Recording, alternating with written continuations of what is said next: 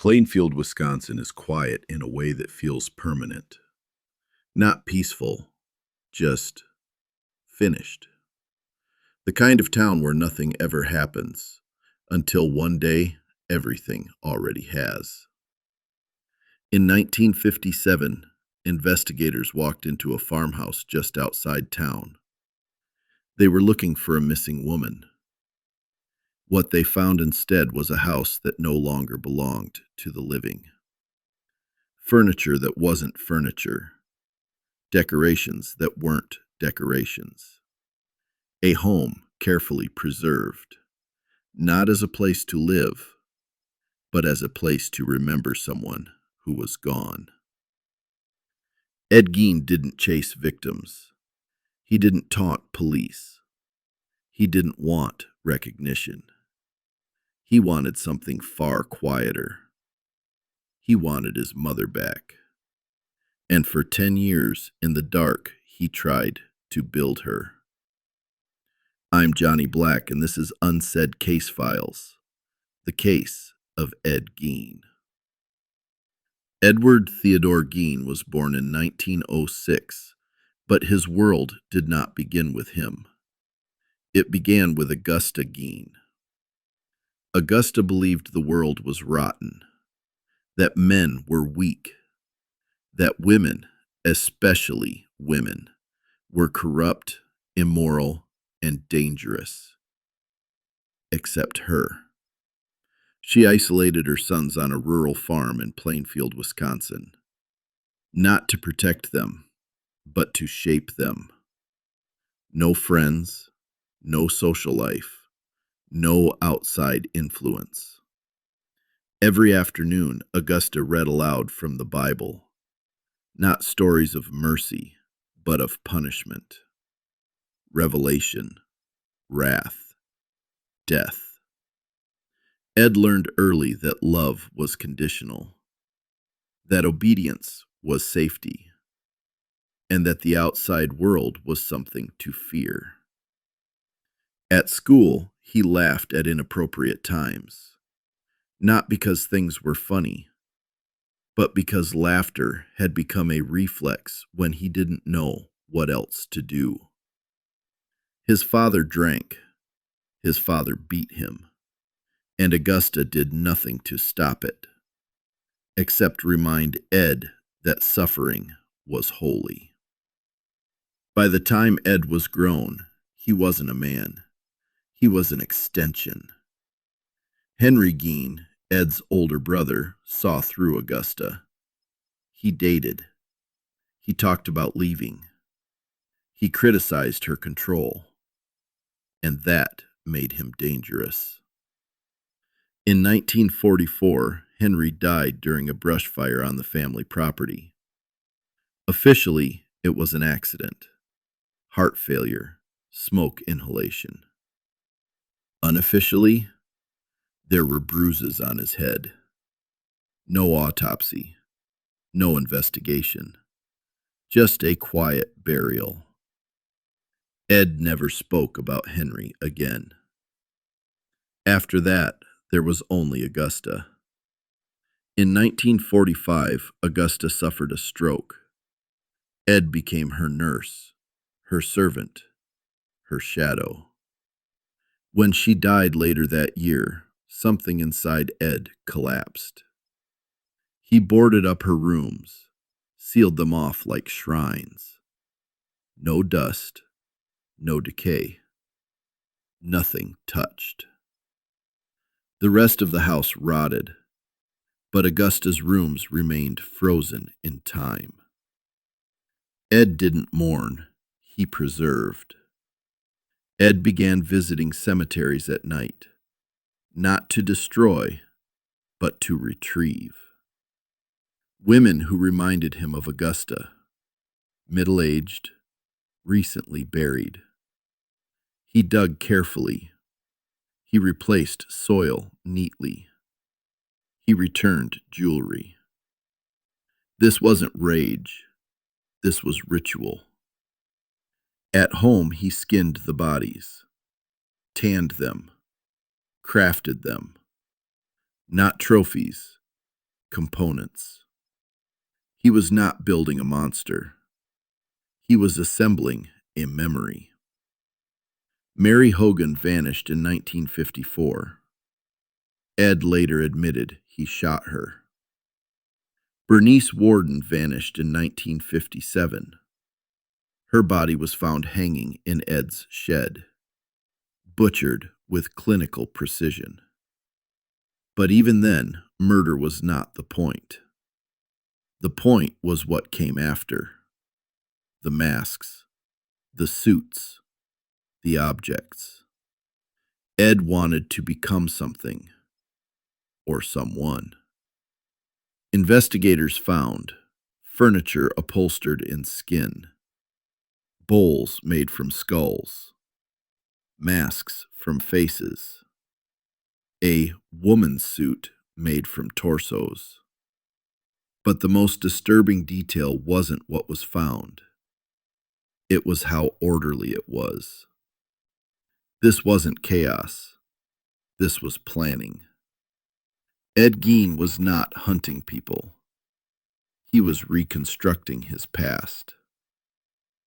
When people hear the name Ed Gein, they search for motives that make sense to them.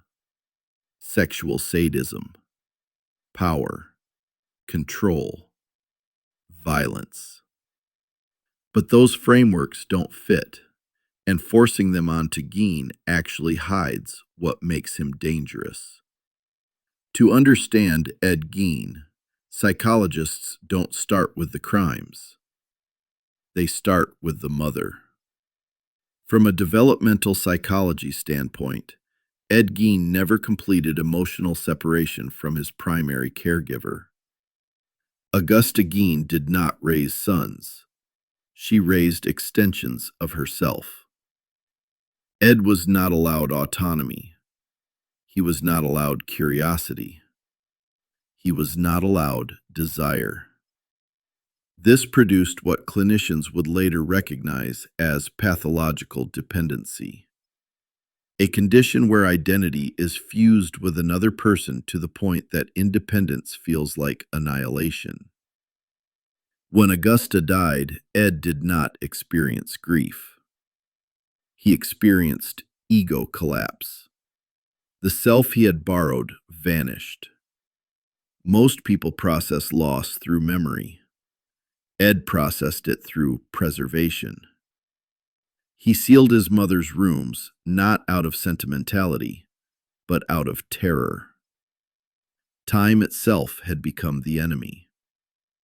This behavior aligns with what psychologists call complicated bereavement with psychotic features, where the bereaved person attempts to halt reality rather than adapt to it. The boarded rooms were not nostalgic. They were defensive. Gein's grave robbing is often described as desecration, but psychologically it functioned as replacement therapy. He did not exhume randomly. He selected women who resembled his mother in age and body type. He returned jewelry. He reburied graves carefully. These were not acts of rage. They were acts of controlled reconstruction. Experts note that this pattern mirrors identity substitution behavior, where a person attempts to externalize an internal void using physical surrogates. Ed wasn't stealing bodies. He was borrowing pieces of a self he no longer had.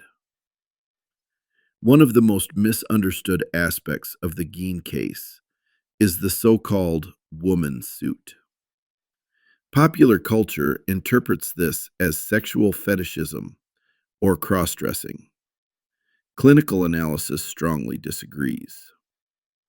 This was not about arousal. It was about regression. Gein explicitly stated he wanted to become his mother. Psychiatrists interpreted this as delusional identity fusion, a rare but documented phenomenon where the subject attempts literal embodiment of a lost attachment figure. In simple terms, Ed was not trying to be a woman. He was trying to go home. This is where Ed Gein diverges sharply from serial killers. He did not escalate. He did not refine techniques. He did not seek dominance. His violence was instrumental, not expressive. When grave robbing no longer satisfied the psychological need, when the fantasy required a fresher source, murder occurred. But once the objects were obtained, the behavior stopped.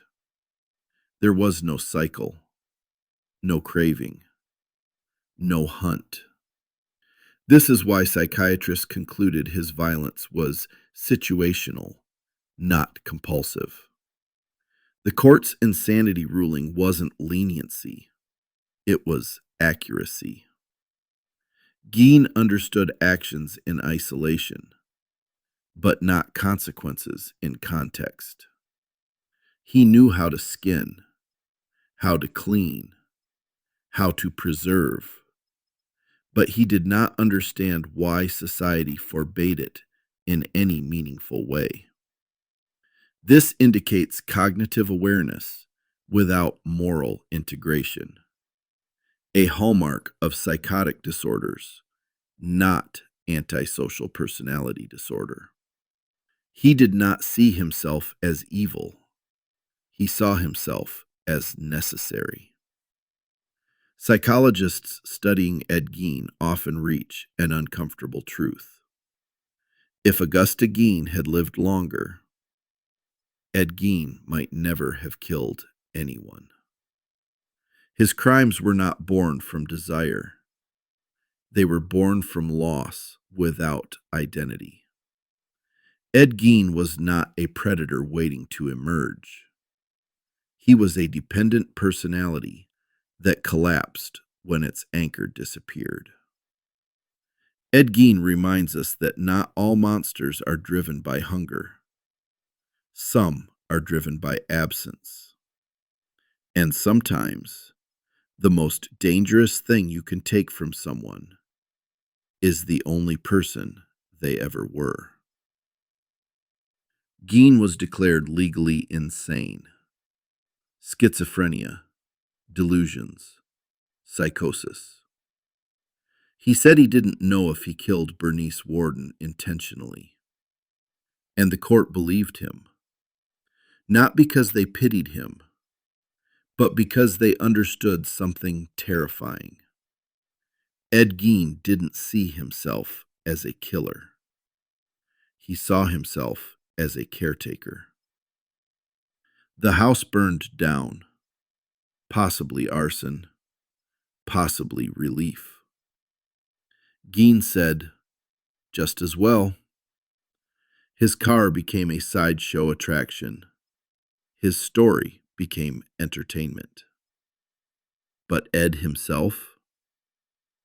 He spent the rest of his life in a hospital. Polite, quiet, unremarkable. He never killed again because he didn't need to.